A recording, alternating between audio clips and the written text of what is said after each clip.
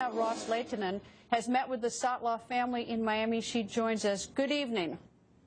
Well, thank you, Greta. And I'm just going to talk briefly about my limited role in this case. I had the opportunity to meet with Stephen's parents in Miami as well as in D.C. and had a phone conversation with them. We've kept in touch with the State Department, with the FBI, CIA, National Security Council, the White House. They've all been keeping the family abreast. And the family has wanted to be very low-key, private. They've limited statements. The mom today said he's alive, so that's very good news. And then the boyfriend of the sister just said sign the petition and change.org and pray. And so what I can say is that I just can't imagine as a mother and as a grandmother the kind of ordeal that this has been for the family. It's almost a year to the day when I met with them, and Debbie Wasserman Schultz and Ted Deutsch have also been helping. But it's very difficult to have had our agencies get the information from a terrorist organization. I would say that now everything is really in operation to try to rescue him, and I'm cautiously optimistic, and I hope that your viewers will pray for his life as well. You know, I mean, we all want him to come home. And, you know, we're all sort of suspicious, the worst, having either seen or heard of that video with Mr. Foley and what his family's gone through. And we've seen an operation where the Pentagon did try to rescue him. And you know, and I appreciate those members of the military trying to do that.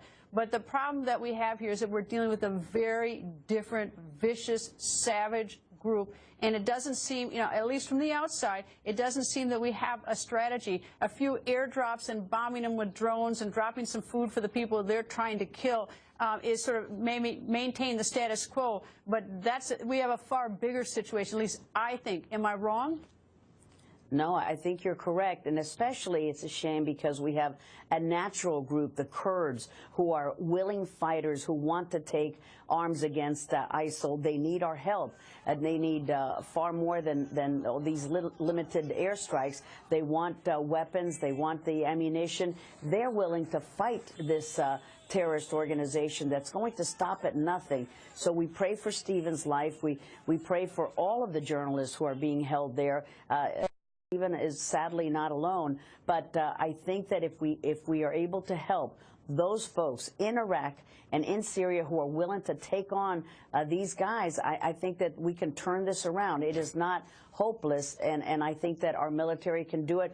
We have the hardware, and we have drones. We have great intelligence, and we need to beef it up. Don't tell me about the great intelligence. I'm not big on the great intelligence. I'm not big on it. You know, I actually don't. I'm actually deeply disturbed that that CIA Director Brennan's been spending his time spying on Senate staffers. That's a shame. I agree, Greta. Well, yeah, no, it's a shame because this is what he should be. I mean, this. I mean, I don't know if he could have better intelligence, but you know, I'd much rather have him paying attention to ISIS than what a bunch of Senate staffers are doing on their computers.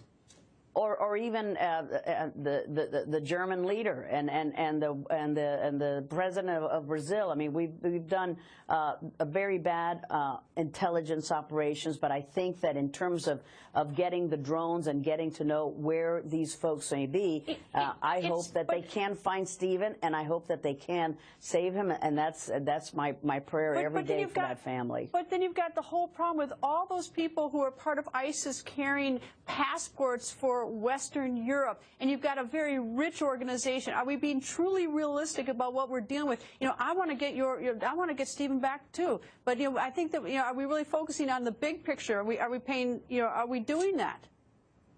We did not keep our eye on the ball.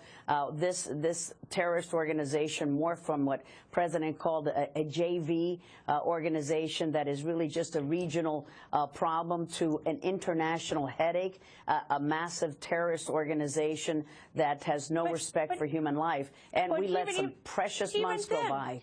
How could he even in January have referred to them as JV if he had good intelligence? Where is our intelligence community in getting information about ISIS? ISIS didn't suddenly become awful people, you know, 6 weeks ago. You know, they've been there. They've been on the ground. And I don't know, you know, I assume the president's getting his information from, you know, our intelligence, you know, the CIA and everything.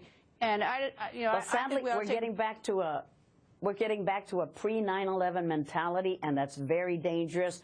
These terrorists are still there. They are our enemies. We have to defeat them.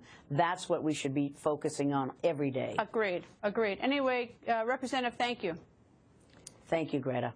And